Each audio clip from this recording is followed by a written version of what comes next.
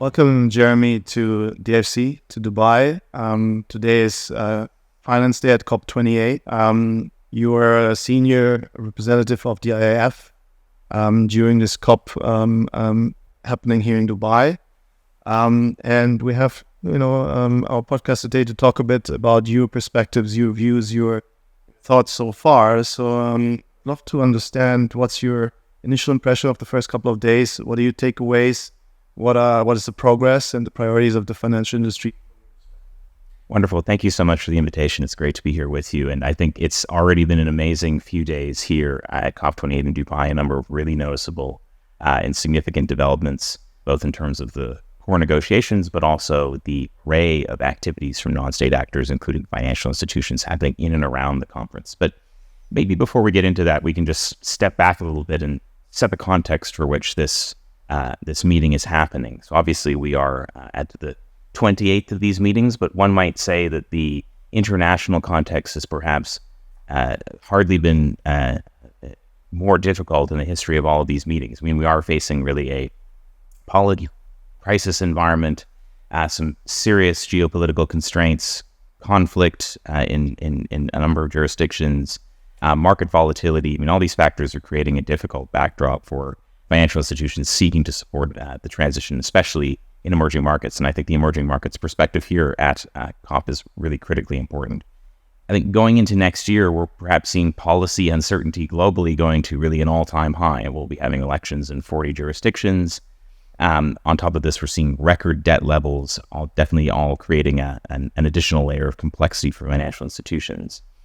Nonetheless, I think we're really seeing here at COP evidence of both public and private actors both pledging, but more importantly, really delivering on critical climate action and transition priorities. And so without trying to provide a laundry list, I thought it would be useful to just summarize a few of the developments we've seen over the past 48 or 72 hours across a number of different areas. Really, transition planning and finance is one of the key themes for this year in the financial sector. And this has been building up over some time with the release of many different frameworks from the likes of entities such as GFANZ and others. Now we're really seeing things kind of hit the rubber, or the rubber hitting the proverbial road, if you will. So a number of key publications released a technical note on scaling transition finance and real economy decarbonization, setting out different categories of transition financing that financial institutions can engage in. In terms of accounting methodologies, we've seen a new framework for the Partnership for Carbon Accounting Financials, looking at facilitated emissions in capital markets. This was a bit of a gap otherwise when you were looking at the whole breadth of activities within the financial system. And we've also seen new views on how a net zero commitment should be set, how they should be reported on, including launch of a new task force on net zero policy. If we park that and turn to the data side of this equation, really critical for all of this to work, we've seen the net zero data public utility proof of concept being launched by President Macron and Michael Bloomberg. That's going to provide the first global centralized open repository for all of this transition-related information, really critical for participants. One of the really important themes that I think we've seen going into this COP, building up from last year, is the interactions between nature and climate. And here I think a number of really important developments in the area of voluntary carbon markets, biodiversity credits, and nature markets. We've seen just today an agreement between the Integrity Council for Voluntary Carbon Markets, ICVCM, the VCMI, SBTI, and GHG protocol, excuse all the acronyms, coming together to deliver an end-to-end integrity framework. Obviously, there's been a lot of concern around the robustness of carbon markets to date. So this is a really, really critical partnership to kind of bridge these aspects in terms of the supply side, origination of carbon credits, the demand side, how they're used, how they're accounted for. Regulators are getting involved and interested, standards setters as well. IOSCO just launched a consultation report on good practices for regulation of voluntary carbon markets. We've seen a lot of developments in the disclosure space as well around nature, TNFD, scenario analysis, et cetera. But I'd say perhaps the most important and most notable has been real progress on actual capital allocation. And so I think one of the key early wins that we saw right off the bat here at COP was the agreement on the establishment of the Loss and Damage Fund. This was one of the key items agreed last year in Egypt. We've seen over 460 million already pledged for that, and a number of other vehicles as well being launched, including something here at DIFC as well. So congratulations on that. Great. Excellent. So I think there's a lot to unpack. As we know, it's quite complex. You mentioned carbon markets. Voluntary carbon markets is a big priority. In fact, the DFM has launched a carbon market pilot. DFC is part of it. We're actually currently trading. And I think that's a really interesting development. There's a lot of efforts globally, but also in the UAE on this. You mentioned capital allocation, and for DFC, we launched today, as you know, the DFC Sustainable Finance Catalyst that aims to increase sustainable finance flows from Dubai to 100 billion by 2030. That's a 600% increase. And at the core, you were talking about the data utility. At the core of the catalyst for DFC is an AI-driven knowledge hub, and we call it a centralized intelligence unit around sustainable finance to really use technology knowledge and disseminate it as fast as possible to the actors to actually accelerate, simplify the adoption of the tools, but actually getting the capital that is committed deployed to the right solutions and stakeholders. So I think lots of interesting things happening, but also a lot of challenges and barriers still to tackle. So if you think about the next years and the sustainable finance agenda, some of the other topics you mentioned, what are the biggest challenges and barriers that you foresee, and how do we make sure it's going to be a just transition as well? That's a great question. Well, maybe before diving into challenges and barriers, I would perhaps maybe call attention to some important open questions, where I think there's a very significant and consequential debate that is transpiring and looking across what's happening within market-based initiatives, the official sector response, as well as stakeholder expectations. I think one very obvious question here is, what is the role of the financial sector? And with the IIF, with our members, we've been discussing and engaging this, really trying to go back ultimately to a bit of an economics 101 perspective when you think about the degree of influence that financial institutions may have over their clients' decarbonization strategies, and also then the effectiveness of those strategies in leading to decarbonization. Because I think there has been a huge expansion and great progress around methodologies and analytical thinking around alignment, but we're still in a process of kind of proving that case really on the ground every day when we're thinking about the allocation of transition finance. So that is really one of the critical questions, especially when you think about robustness of transition finance. No financial institution wants to be engaging in greenwashing or transition washing, but there is a risk that may be perceived as happening when there's a whole array of different rules or sets of expectations for what good looks like. So one of the key priorities that we're working on at the IIF is really trying to bring this set of frameworks together, encourage some degree of interoperability and understanding across frameworks for transition plans, the array of standards for specific instruments in the financial system, and also then what the role for supervisors and regulators may be when it comes to things like disclosure requirements, supervisory engagement on financial institutions' strategies, and any potential relationships where they may arise to risk management considerations in supervision. So that's, I think, one really important question. A second one, which is perhaps a subset of that, is what should transition finance be defined as? What should constitute that? Because I think we can see there are perhaps three sets of definitions that need to interact together. The first, it would be those market-based standards which have been in place for a while. So, for instance, sustainability-linked debt products, where there would be a KPI linked to a transition outcome. Perhaps the next pillar that should be considered would be jurisdictional policy frameworks that set out guidelines or expectations for how sectors should transition, the emissions pathways associated with those transitions. Here we've seen just today, I believe, Ravi Menon, Managing Director of MAS, announcing a new transition taxonomy in Singapore, going to be applicable in the ASEAN region as well. And that, I think, is a really noticeable development and perhaps step forward alongside all of this other work that we've seen on taxonomies in Europe, which is basically trying to provide a point-in-time view of what green looks like in certain sectors. And so that set of jurisdictional policies and interoperability between them is really critical. And then lastly, I think there's a question of frameworks that would be looking at all of the capital allocation across the portfolio and all of the activities of the client and counterparty to see where they are on their transition journey. And here's where transition plans become really kind of the critical piece of information for evaluating whether or not transition finance is really contributing to decarbonization in a material way. Maybe the third question, and I'll stop with this, is diving in a bit more closely on transition plans, is what does a credible transition? We've heard a lot of focus and attention being placed on transition plans as a key vector for communicating information about the strategy of a firm. But really, how can this be evaluated? There are multiple dimensions which are going to be important. There's questions of the completeness of the information. Does it adhere in terms of structure perspective to what is set out by these various international initiatives?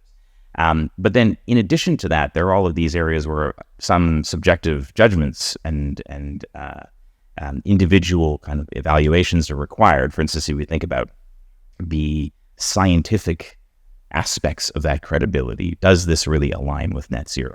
The technological elements of this, how much of the plan relies on technology that we have today versus unproven technologies? The economic and financial feasibility of the plan. Can this be financed from the balance sheet? How much capital is going to be required? And then finally, the strategic and kind of competitiveness dimensions of this. Does this firm's transition plan basically reflect very much what all of its competitors are going to do? If so, how is it going to be able to get a competitive edge in that? So I'd say those are some of the key questions that financial institutions are contending with as they try to design and implement strategies in this space. Big questions indeed that need to be answered. Just a follow-up question on one of the things you said. You talk a lot about the transition plans. Transition, and you're representing the international financial sector. International financial institutions have the challenge that transition plans of countries and industries actually differ quite a bit.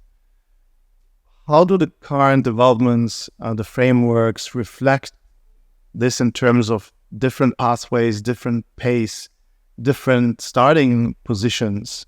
And are you planning anything next year in terms of looking at those kind of challenges? That is a great question. And perhaps the short answer is that there isn't really a clear view on what aspects of the transition planning process may need to be differentiated either for emerging market corporates or financial institutions or the supervisory process in those jurisdictions. But many institutions are working on this quite actively. So we at the IIF are actually partnering with the NGFS workstream on transition planning to examine some of these questions. We've been engaging our global firms active in emerging markets, also those based in emerging markets, to work through some of the gaps and barriers that are perhaps going to be especially significant there when we think about data availability and quality. Also when trying to think about some degree of agreement or alignment on this question of different starting points and also different trajectories. And I think this, in an ideal world, would be all flowing from clear NDCs that have very specific emissions reduction pathways that are going to kind of give you a view on the decarbonization trajectory of sectors through to 2050, but ideally some information giving you a view perhaps towards 2030 or 2035. And many institutions, many governments in emerging markets are working very, very actively on this exact question, but I think we're not quite at a stage where we can have a kind of comprehensive view across a lot of these markets, and then on that basis sort of compare and come to some sort of agreement around what should be considered as, say, the trajectory for this technology in this market. But over time, I think that will really it needs to be the road on which this debate starts to travel, recognizing that the application of any sort of global set of sectoral pathways or approaches that were developed in quite advanced economies that are perhaps further down the decarbonization trajectory already are necessarily not. But that's obviously where we need the large majority of the decarbonization delta globally to address. Very interesting. A lot of work to be done for sure, but it feels like it's going in the right direction. So the first couple of days, there was a lot of momentum. What are your plans for 2024, especially looking at kind of all the things that are being announced, all the priorities, the big questions to be answered? What is the IIF work? Great question. Well, I'd say our overarching priority being the global pan-sectoral association for the financial sector really is addressing this risk of fragmentation that we're seeing emerging between the array of both market-based frameworks, but also official sector frameworks that we're seeing in different jurisdictions. And so in this regard, one of the primary objectives that we're working towards is the development of consistent standards at the global level that can then be transposed down at jurisdictional levels. This is an issue which continues to evolve. Clearly in the sustainable finance sphere, and anything which is contending with such a rapidly evolving kind of integrated set of global crises or social priorities, there's always going to be a new set of agendas that are really, really pressing that need attention, while at the same time implementation is required on issues perhaps of the last year. And so one example here is clearly the question of how to address the net zero transition while also making progress on the nature crisis. And so one of the key themes that we're working towards with our members is a better understanding of financial institutions' capacities in understanding dependencies, impacts, risks, and opportunities related to nature, working with their clients to start that process of analysis, understanding, and disclosure, and really trying to leverage all of the learnings and insights that we have really gleaned in a way through working through process with climate, but at ideally a much faster rate, because definitely we don't have the same 10 years virtually or 8 years for an implementation process that we had with the TCFD, looking at things like the TNFD. There's definitely a push to be doing shorter time. So that is really a key theme. We're also exploring a number of technical dimensions of the supervisory and regulatory response in these areas, with that view of really encouraging alignment and reducing risk of fragmentation. One of the themes that we've engaged on quite a lot in previous years has been the interactions between climate risks and the prudential regime for banks and insurers. We're seeing that the whole debate around transition planning is sort of adding a new layer to that when thinking about the potential supervisory use cases for financial sector transition plans, whether or not these could be in some way aggregated up to provide a view of how the sector is going to respond under different scenarios, what that may mean for financial stability.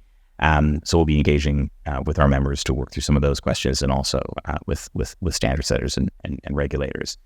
At a couple of other themes, I would just note, clearly capacity building is an ongoing challenge, not only for emerging markets, and this is a challenge for the most advanced global institutions. And so we're really working to support our members contend with some of these implementation challenges, share knowledge, learn from each other, and really access resources that are going to help them.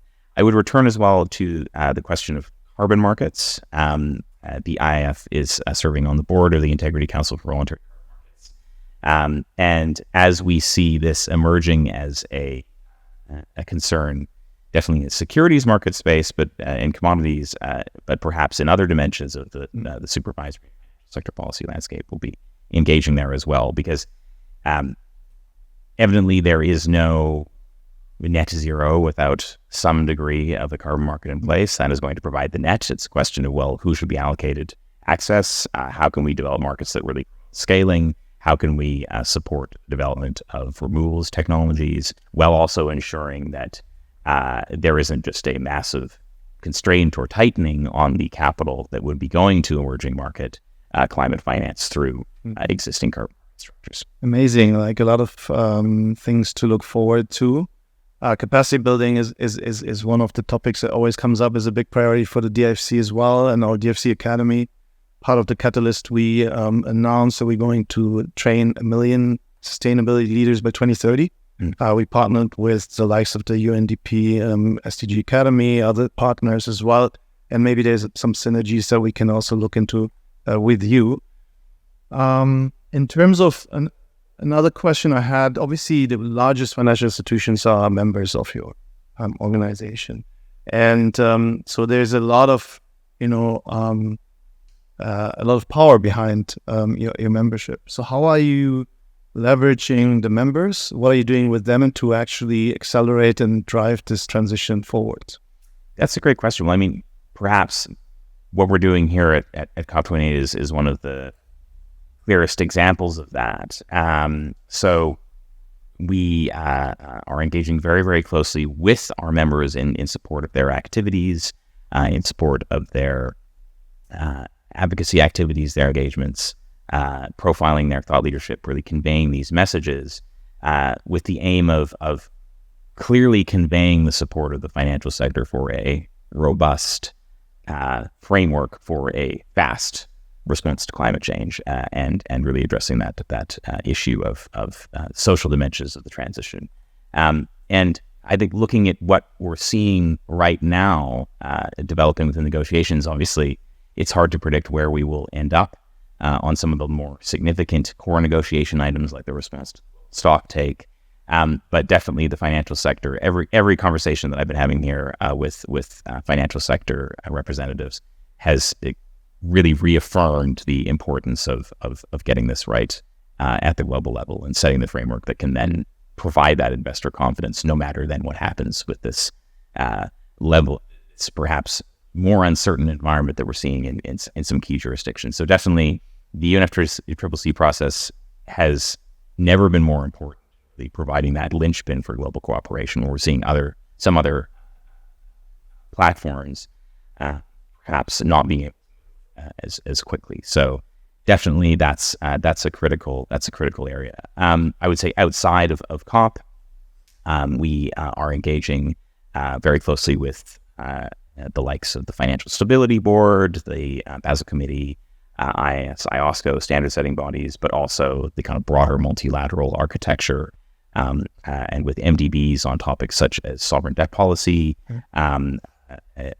We have a very significant role in the broader debate around sovereign debt, and I would see that the interaction between debt market dynamics and funding for the transition, I mean, that's only going to become closer and closer as a policy issue going forward. And we've seen already over the course of the year, I think, quite some significant progress within MDBs on trying to leverage their balance sheets more effectively. But that there's a kind of broader debt conversation as well that will need to be had. Very interesting. We are slowly coming to an end. So my last question is: DIFC IIF has been a long-standing partner. We've been working very closely across sustainability, innovation, core financial service topics, policy, and many other things. What are some of the collaborations you would like to see in the next coming years? What are some of the themes you'd like us to work more closely together?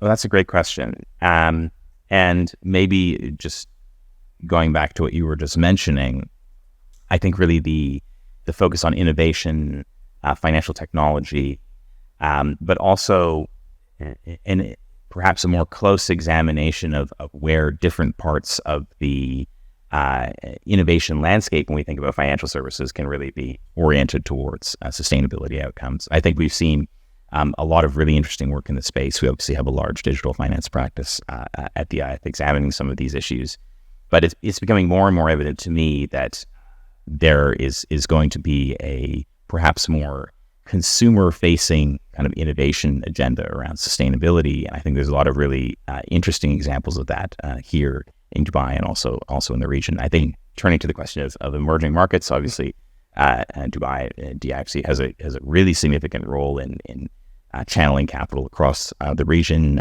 and to emerging markets in the region. And I think trying to learn more from the practical experiences on the ground of some of the issues around scaling up finance. Either that's going to be from an instrument perspective, from a strategic perspective, or client and counterparty engagement perspective. I mean, that's also one of the most interesting areas where learning quite quickly, what works and what doesn't when trying to kind of bring clients along on their transition journeys. That would be extremely interesting. And then lastly, just a personal favorite topic of mine, I really would be really excited to explore in the nature sphere and sort of how that is relevant in this part of the world. Amazing. And I think there's lots of things also announced in Dubai with Dubai Reef and other things, I think, on the nature side.